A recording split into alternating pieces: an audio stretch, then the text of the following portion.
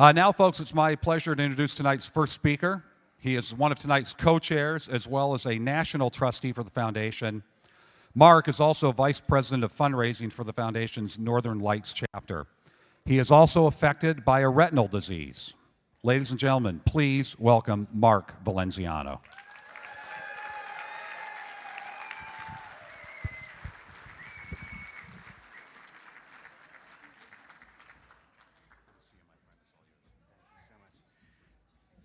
Whew.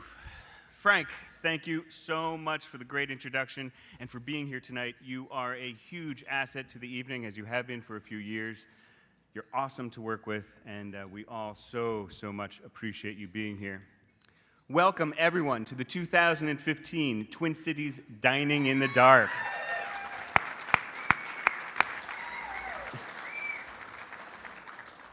Thank you to each and every one of you for supporting this fight against vision-robbing retinal diseases.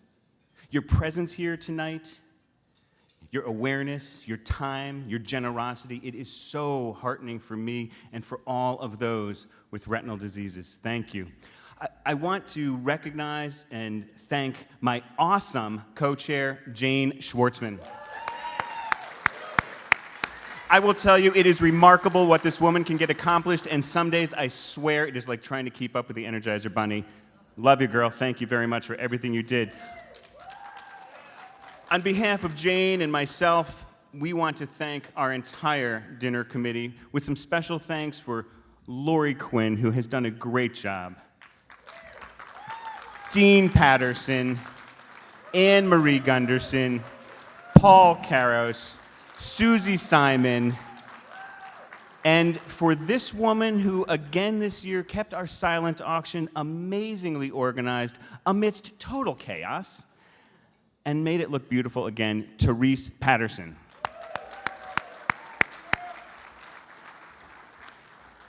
And I want to recognize Julie Anderson, not just for being part of our dinner committee, but for being a great leader of our local Foundation Fighting Blindness chapter here in the Twin Cities as president for more than 14 years.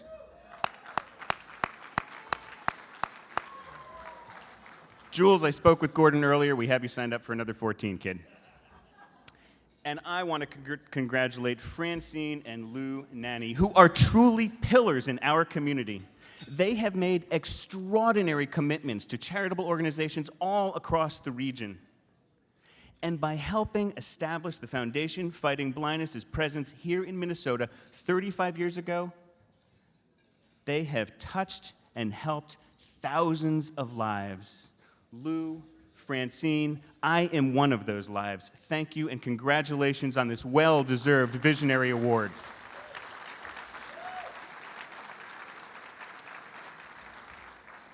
There is a broad range of retinal diseases affecting more than 10 million people in the United States and millions more around the world.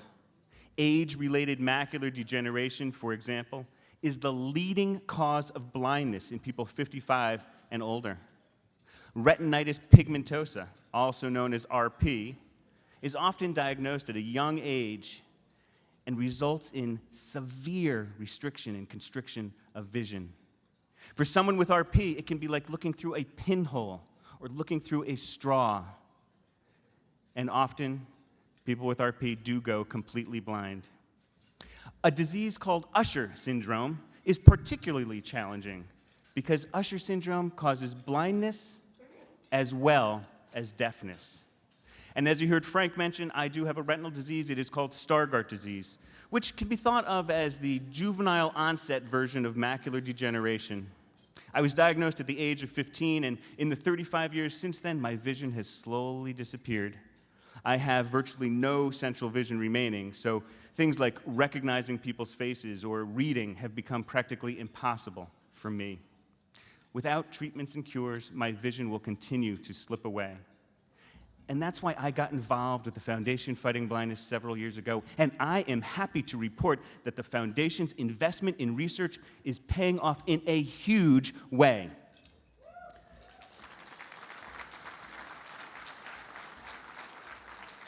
That is absolutely worthy of applause. Thank you. I want to introduce you to a young woman who is personally benefiting from the great progress in this research. She has a severe retinal disease called Leber congenital amaurosis, or LCA. Please roll the video.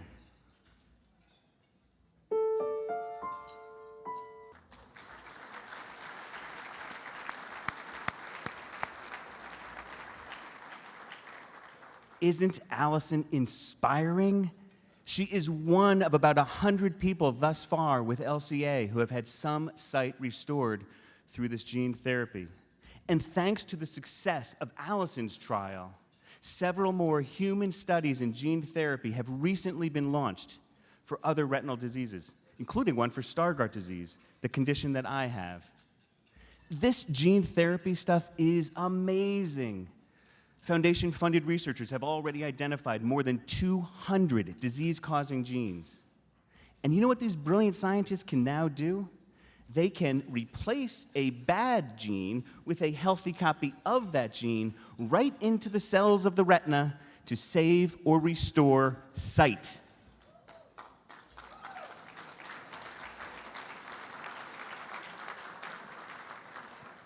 But let me ask you this. What happens if you no longer have those cells in the retina that make sight possible?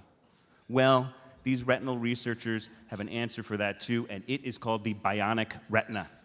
This device allows people who are completely blind to perceive light and shadows and shapes and obstacles and enjoy increased mobility and independence because of it. Early on in the development of this device, the Foundation Fighting Blindness provided the seed funding. Without that important investment in research, this device might not exist today. This FDA-approved device, called the Argus 2, has been implanted in just over 100 people around the globe.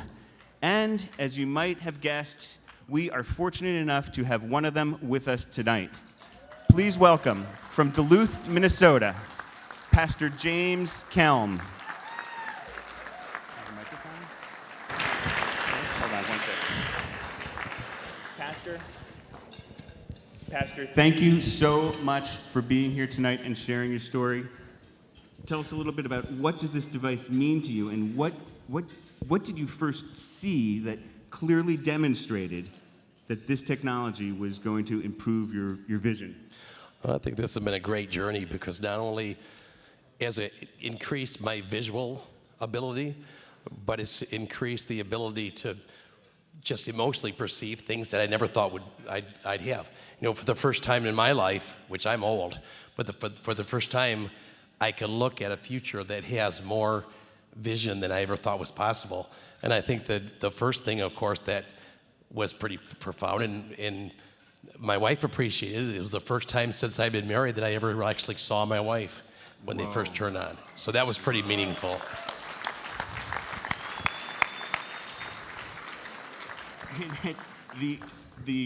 I gotta be honest with you, it's kind of mind-blowing to be talking to somebody with a bionic retina, or bionic anything, to be honest with you. What was that very first moment like when they turned on this device? And then, Pastor, what is it that you'd like all of us here to know about this journey?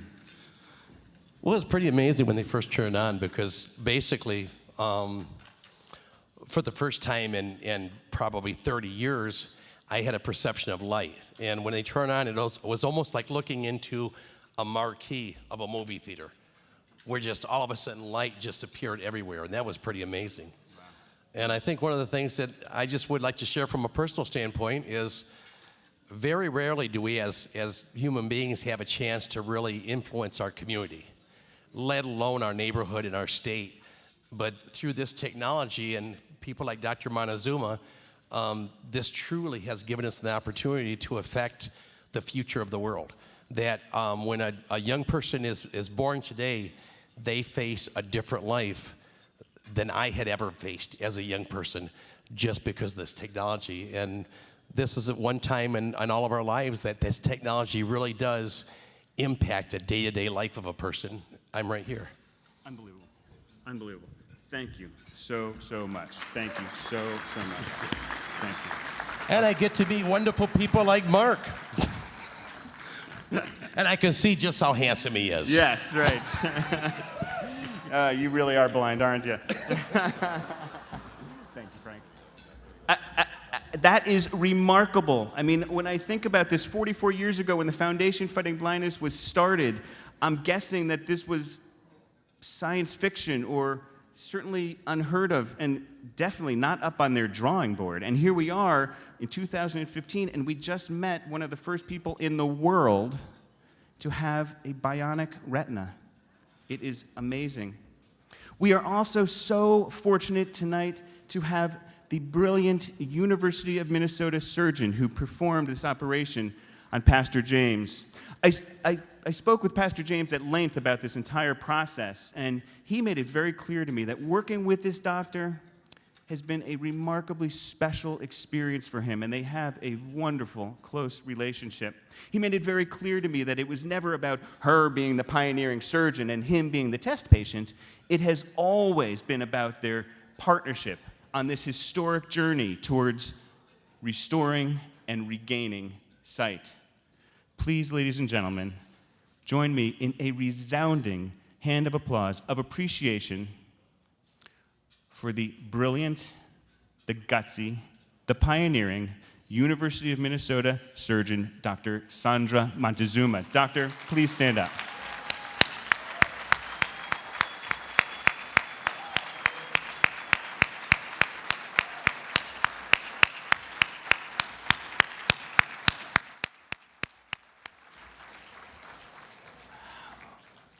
What a night.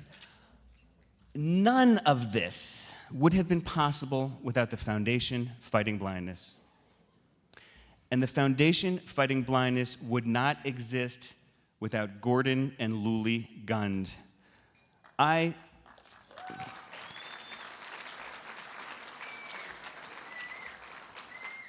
first had the great pleasure of speaking with Gordon about 25 or 26 years ago by phone, and Gordon bestowed some important wisdom upon me to help me through a challenging stage of my own vision loss journey, that stage of having to give up driving.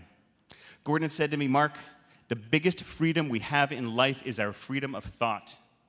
If you maim someone, or kill someone, or maim yourself, you will be giving up the freedom of thought. Those words resonated with me, and they helped me greatly. Gordon, thank you.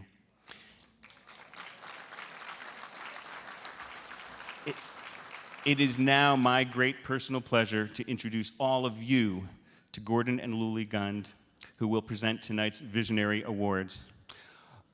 Gordon is an entrepreneur. He's a venture capitalist. He's a financier. He is former owner of the San Jose Sharks, the NHL, San Jose Sharks, and Minnesota North Stars. He was majority owner of the NBA's Cleveland Cavaliers back in 2003 when they brought LeBron James into the league. And they still own a minority share in that team, which, by the way, nice 8-point win last night, LeBron with 31 points. But most important for us tonight is that Gordon is co-founder of the Foundation Fighting Blindness, and he is chairman of its board. Ladies and gentlemen, welcome one of this world's truly most remarkable couples, Gordon and Luli Gund.